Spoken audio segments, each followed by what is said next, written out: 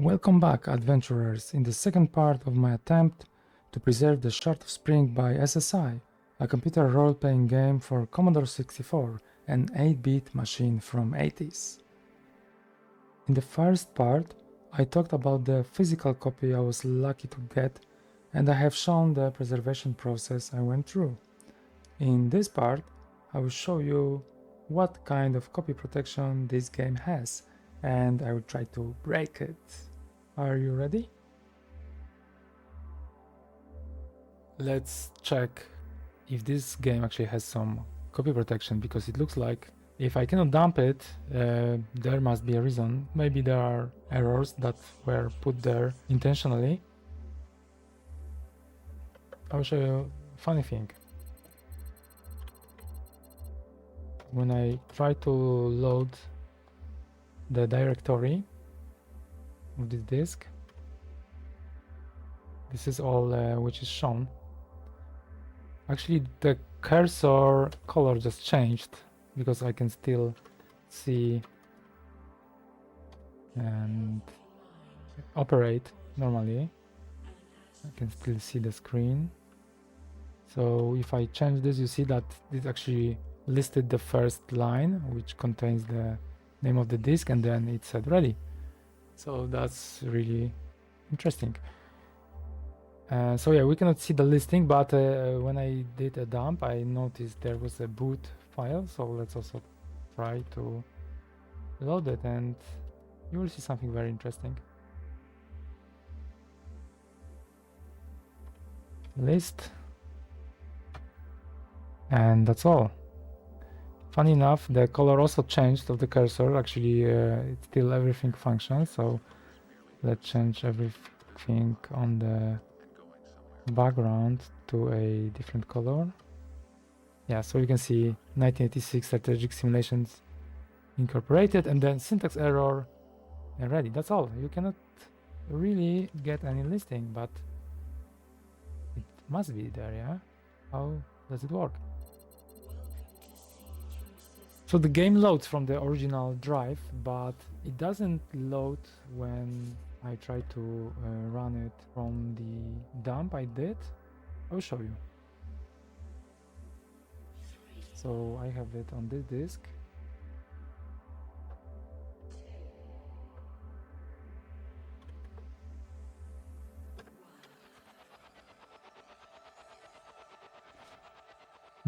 Actually, this file wasn't found. Let's search. You already see that this copy wasn't really perfect. Okay, so let's try to load the boot. I know the boot is there. We already have some problems with this copy. Okay, let's run it. The Shard of Spring.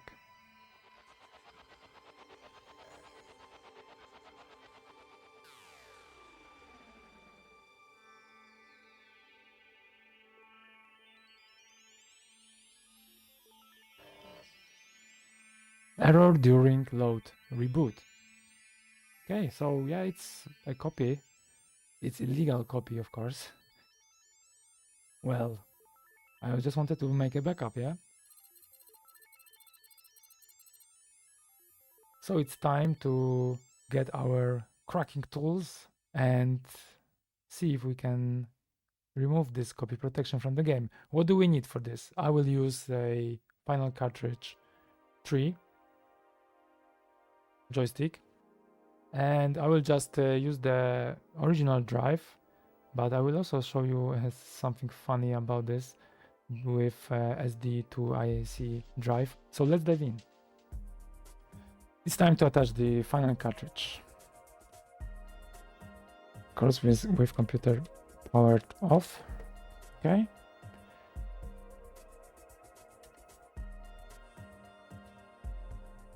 Now I will get to the basic. I prefer these colors. Okay, so now if I want to load the listing from the disk, it also doesn't show the contents, but at least I'm able to see something and the cursor doesn't change the color. So it's slightly better experience, I would say. Now I will show you what happens if I will load this boot file, which I know that is on this disk. It's found. And it loaded from 801 to C98 in hex. So it's in the memory. And now if I list it, yes, it's here. The whole listing is here. So I'm going to go through this listing with you shortly, and you'll see where the copy protection is, because indeed in this basic file the copy protection has been added. So this is really funny way. It's not written in assembly, it's just simple to understand how it works once you are able to load this file. So in the line 0 you already see this kind of trick used. So actually this is the reason why background of the color and everything was changed, and I was not able to list anything because it was actually just stopping here. So this is a few signs that when they are interpreted by list, they will be executed. So then yeah, we were not able to see it. Okay, and then in line 1 I see that there is some, even there's a comment, change hymen for basic, but I already know these addresses. They are limiting the area of the basic. And then there's nothing in line 10, but in line 15 there is a change of the background and the border of the screen to black, and then there is a white color for the cursor set. And we are cleaning the screen, and then of course there's also a comment, turn screen black. Indeed, this is what it does. And then in line 17 there is a title located on top of the screen with some offset, horizontal offset. And then the interesting thing happens in line 18, because there is a go sub to line 40,000. So if I list this, you see already there are some disk operations, and this is the copy protection we've seen just a few minutes ago. Error during load, reboot. So indeed, this is the place where the copy protection is done. So actually what we could do is just to remove this, and then the whole boot should work. Before that, I will just go through a few interesting things which I found here. For that, actually, I used this book which I got with one of my recent purchases, 5041 Drive. This one is in Dutch, so this was actually quite tough for me to get through it, but I was able to just find interesting bits, and then I checked online version as well. I just prefer to read paper books rather than PDFs. That's why I spent some time just to find some answers. So indeed, I was able to learn a few things. I never actually had a drive as a kid, something which I never programmed. So that was even more interesting to see this copy protection mechanism in action. So in line 40,000, there is a channel opened for this drive. 8 is for this one. By default, you can boot this game only from this drive. And in line 40,010, that's actually quite interesting, because there is already some command, uj. So uj is a command to reset 1541 drive, and it actually performs a cold start and 2 seconds delay before executing next command. And there is some timer, reset it to 0, and then in line 4030 there is a check for this timer. This timer actually works in basic no matter what. It's not the variable you can change. I mean, you can change it, but once it's set, it starts to count. It's just the normal timer. There is a loop which just checks until the 2 seconds will pass. After that, in line 4040, there is yet another interesting command. There are some variables set, and when they are set, actually in line 4050, there is a check, and that's a funny check because actually it checks the very last 4 characters from the string which was loaded from the input into memory, and if they are different than 1541 or 1571, then actually this copy protection is not executed at all. It just returns and then the program continues. So then it actually goes to back to line, what was the line, 18 to line 20, and there's a normal execution of the program. We don't need to know all the details, but this is how it works.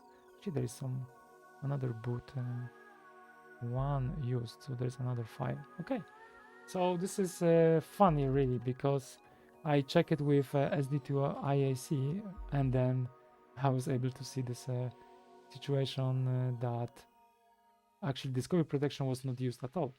So it's interesting also just to show you what's in this string, because we just cut the very last 4 characters. So I will show you that, because that's something quite interesting.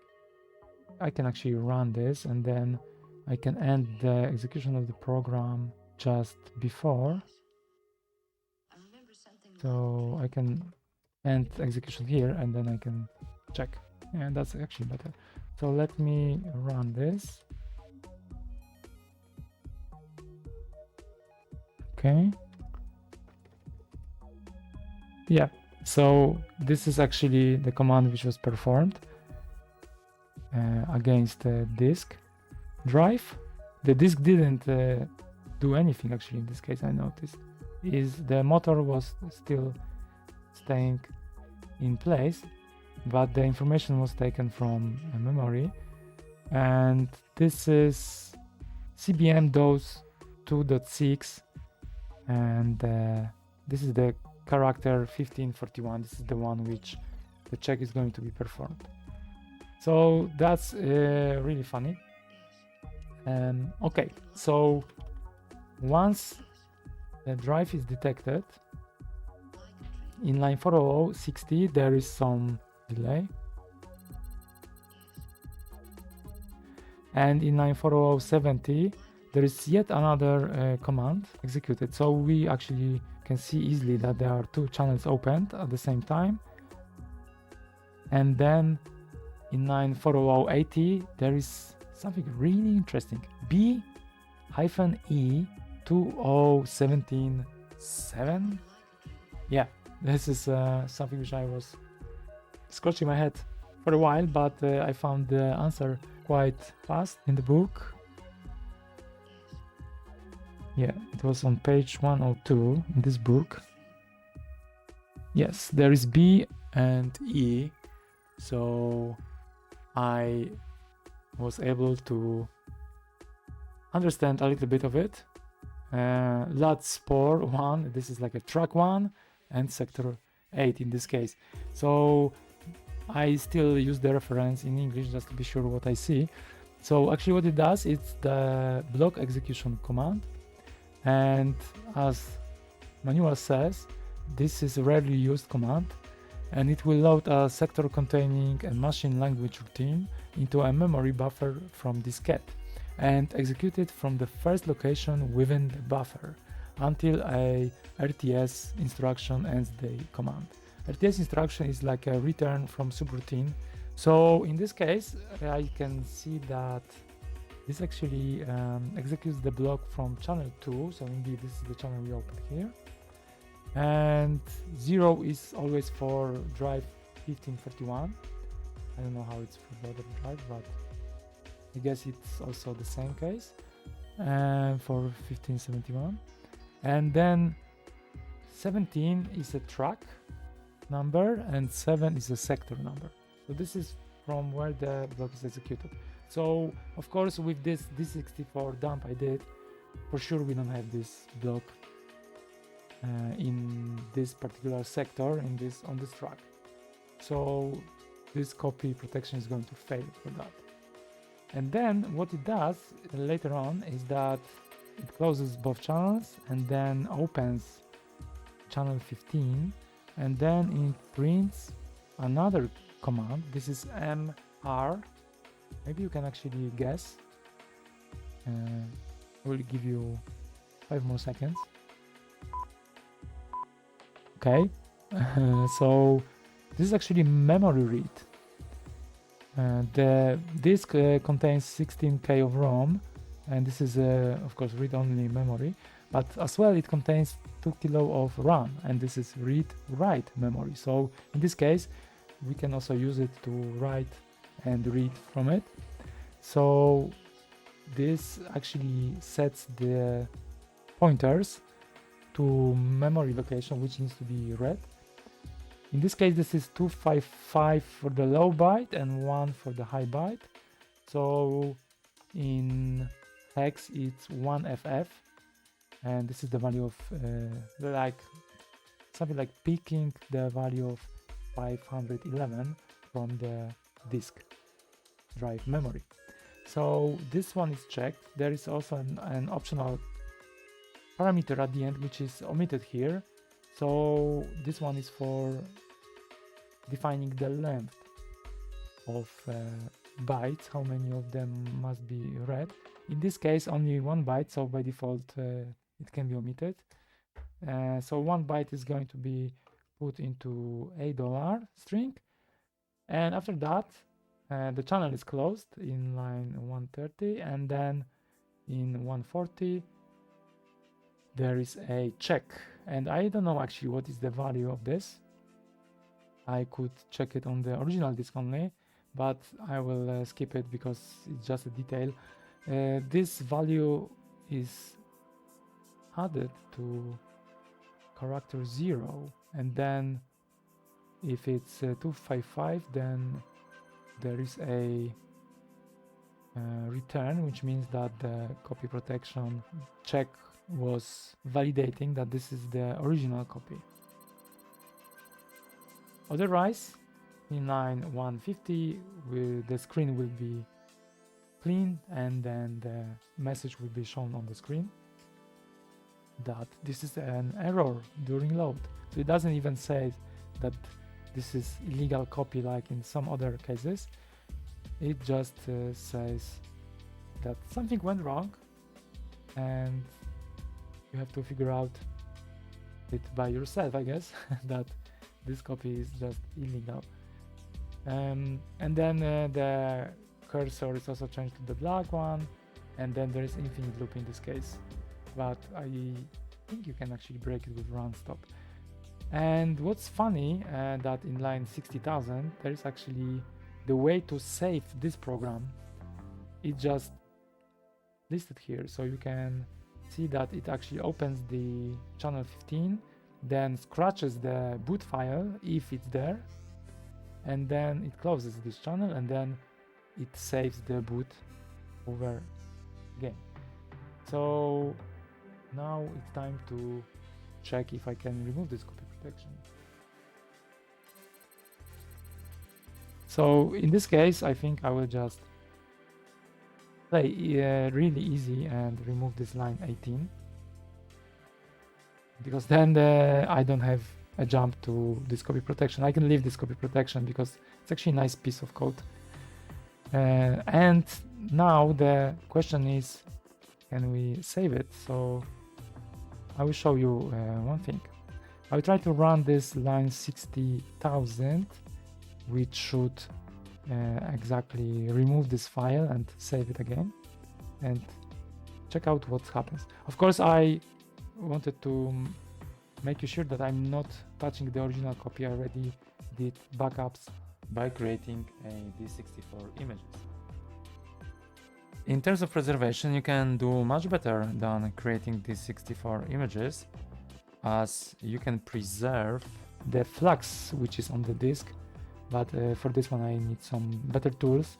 So for now I'm just playing with making a D64 working, but for the proper preservation I would need to use some nibbler and create a G64 format. So this is out of scope of this video.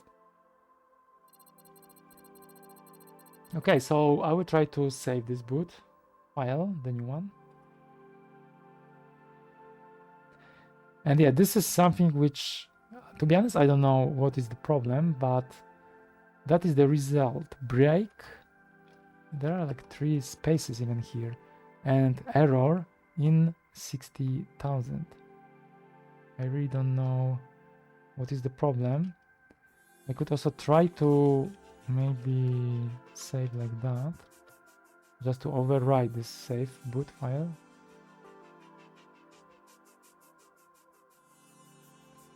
Yeah, it's a break error. So there is some problem. I'm just not able to write anything. So if you know what's the trick used over here, please let me know in comments. I'm really interested to see what could be the cause.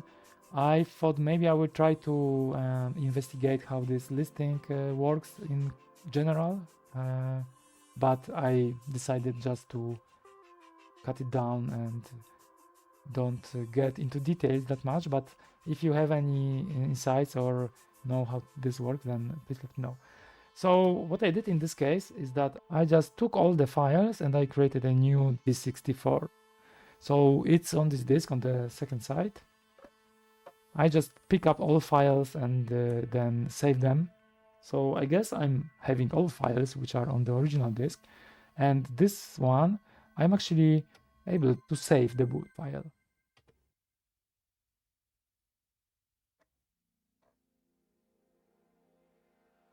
Exactly. Okay, so if I list everything, line 18 is gone. Line 40,000, of course, is still there, but it's not going to be called, so I just keep it for fun. Alright, so I guess we have the working copy. I will just list you also what's on the disk. So as I said, there are only files listed, and I just named the disk like that. And you can see boot file is there, and then I have everything. So it's time to see if this copy protection actually works, and if all that preservation of this 64 is successful as well, because it might be the case that still some files are missing. Okay, so it loaded the file. Actually, it doesn't execute it, but I'm fine with this.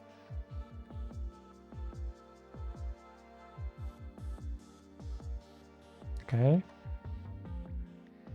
Seems that the program executes. The minute of silence.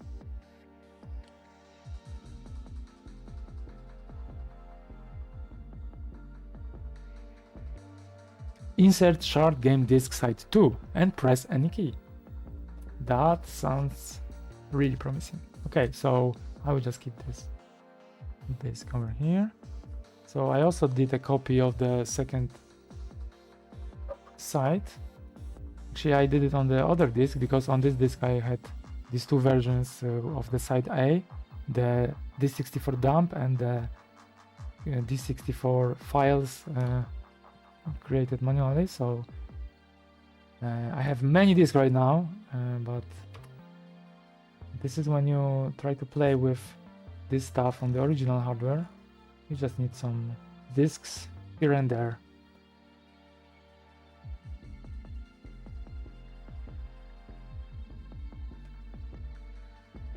And here you go, the Shard of Spring version 1.2, a role-playing game designed by Craig Roth and David Stark, C64 program by Keith Brose.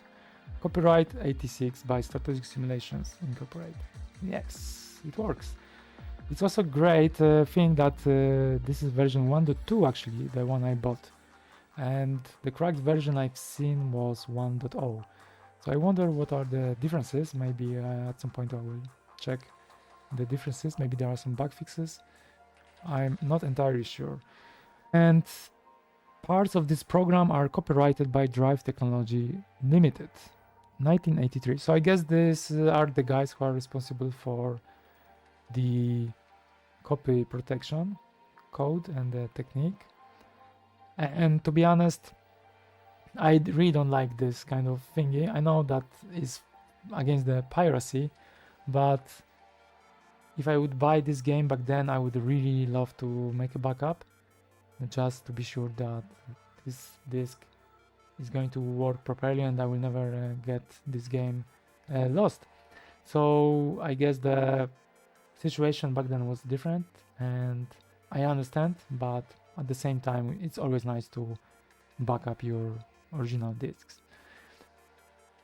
So this works. I'm going to press any key to continue, and yes, it looks like I can already load party and go to adventuring, for example.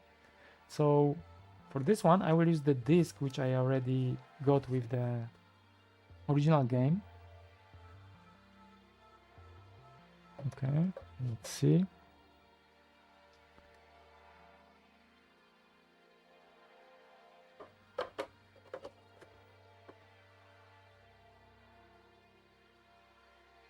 Okay, so that's all.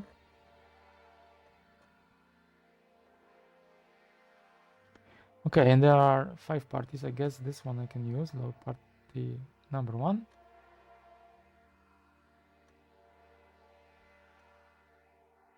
So far so good.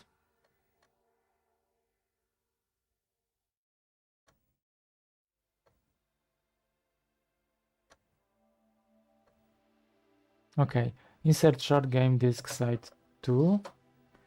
All right, this is the one.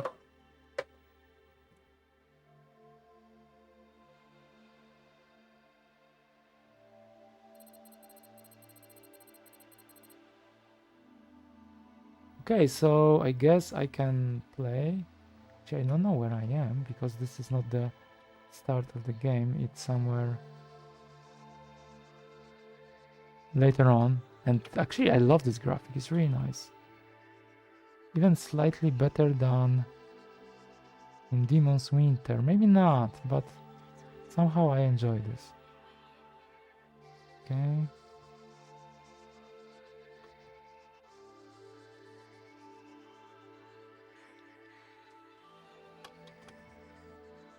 Okay. Nope. Okay, it just loaded some text. You see a horrifying monster made up of decaying vegetable and swamp matter.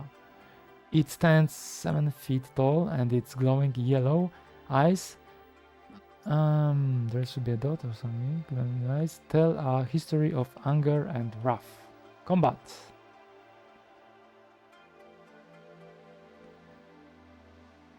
Yeah, I don't use any Jiffy DOS, so actually this game loads quite slowly as well. Playing that back then without Jiffy DOS, I think it's just more frustrating once you're dying.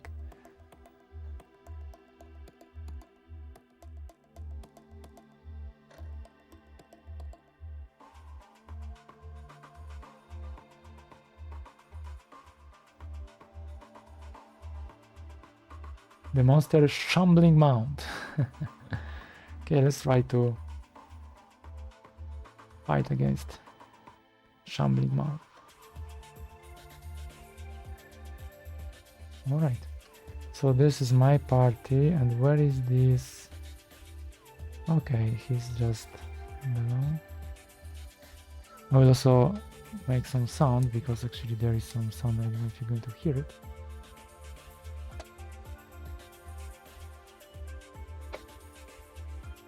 Okay, maybe let's wait here.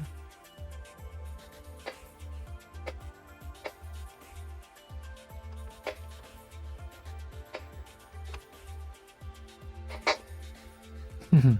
10 points. That's a lot. I guess I'm not going to attack with these wizards. I don't know anything about these characters because I just loaded the game for testing purposes, but it seems that it's a nice party setup.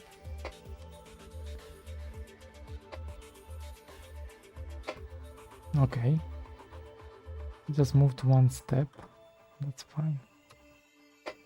Attack, misses, misses, and misses, and misses. Okay, not good. And here. Ah. Okay. Let's move this character. 5 points. Misses. Okay. 9 points. Okay, this is a really tough character, but it's dead. So this is the only sound you have in this game actually.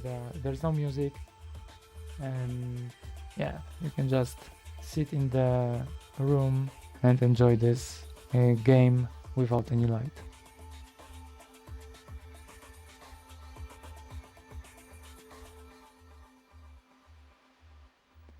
Skark found a ball chain. Take it, yes.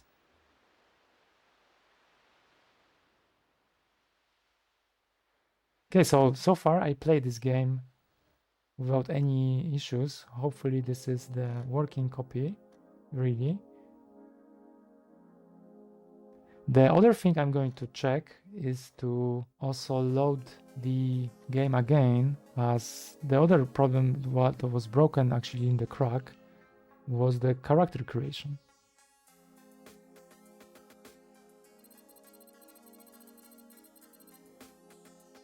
Okay, so this works. This is fine. And I will also try to save actually.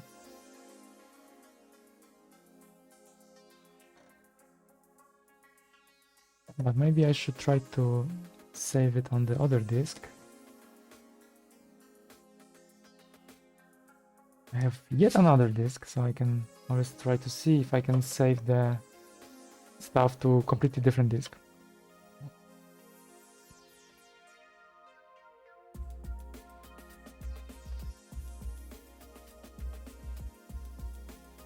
Okay. It seems to be saved. It just takes time to save every time. And so let's put the site B or site 2 again.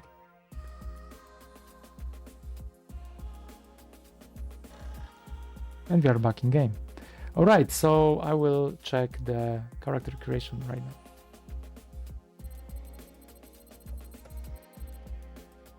Character creation was broken in the cracked version, so I'm going to check this one if it's going to work. I guess it's going to work because the problem is not really with character creation program, but with the save file. This is the problem I found with the crack version.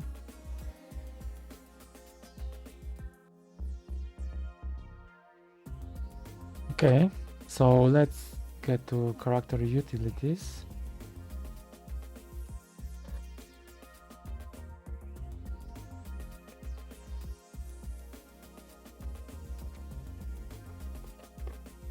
And let's insert the character disk with the newest saved characters.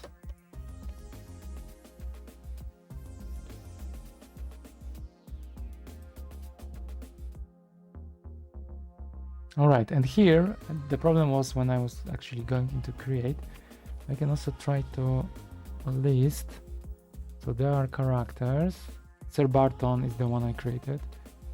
I just need to shorten it to remove the space because the N doesn't fit. And then when I went to create, let's say human, and maybe I should re-roll these two, for example, because I can. Okay.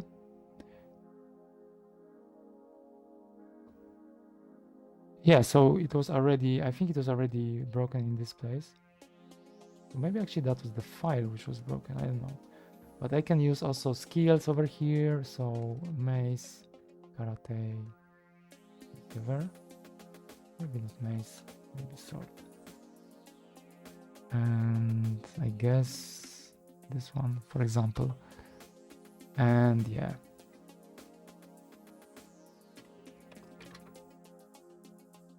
Remove me. Okay, so it tries to save now.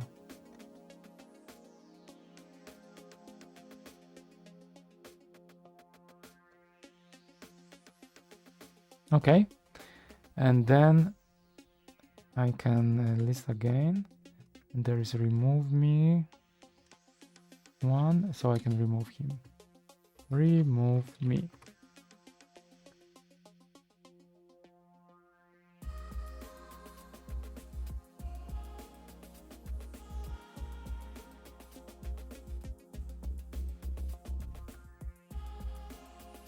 And it works.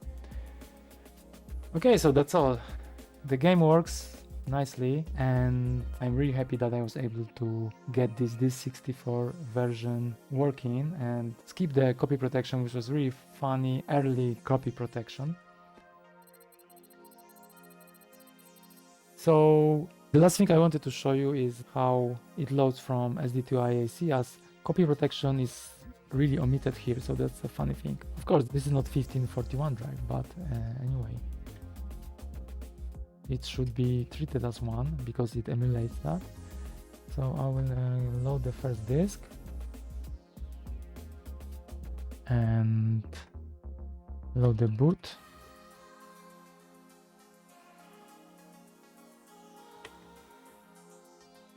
Okay, so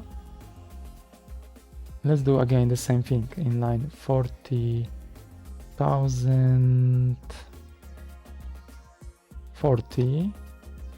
Let's just end and see what is the result. So I will run it. Okay, and yeah, this is it, SD2IAC version 0.10.3. So the last four characters are not 1541 or 1571, that's why the game will boot, and this copy protection is just not going to be performed because these last four characters are different. This return will just go back to line 18, and from there the game will just load normally. So I can just run this. Oh, of course, I forgot to remove the end.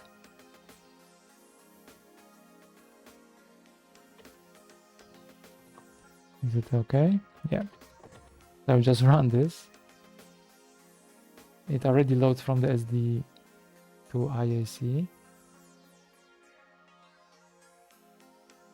And I think it will just continue because it's just not the 1541 drive. So the copy protection is completely omitted in this case.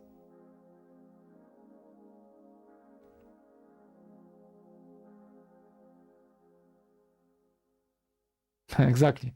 Now let's switch to the second disk.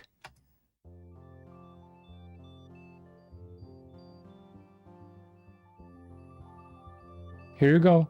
No copy protection. So yeah, this is really funny and easy to break copy protection once you know what you do. And this final cartridge really helped me because I really didn't know how to find a way to easily list even the boot file. And that's pretty cool that I accidentally found this way, because it's just a really lifesaver and time saver.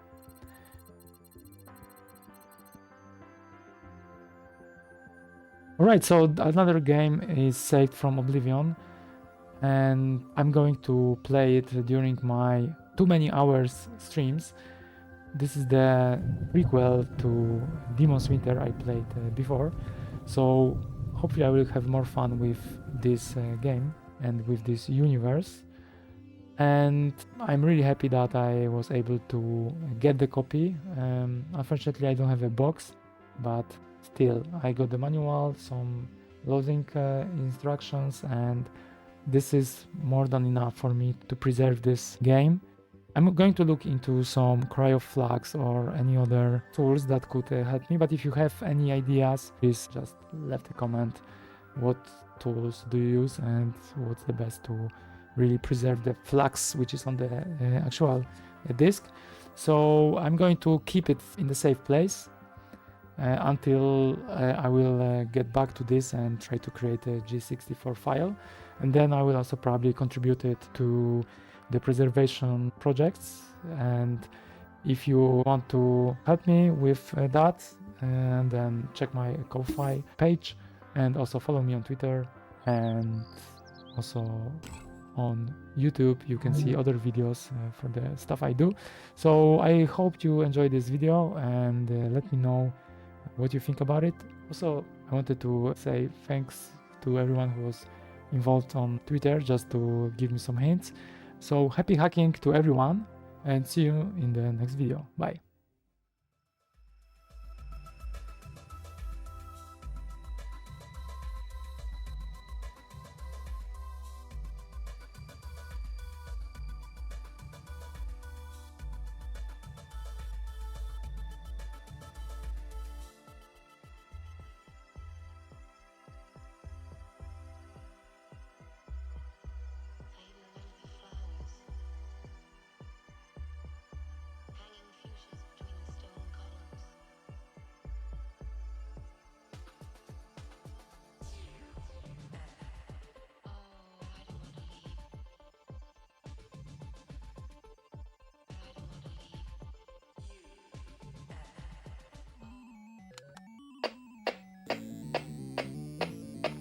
Okay, so there's nothing here.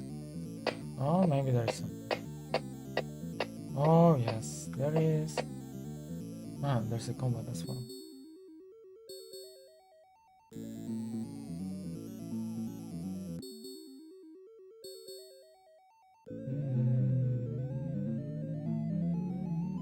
Cobra. Okay, they are too fast. Can be dangerous. Avoid at all costs. Okay, where the enemy is, I cannot see them. Okay, they are there. I started to like actually this joystick option.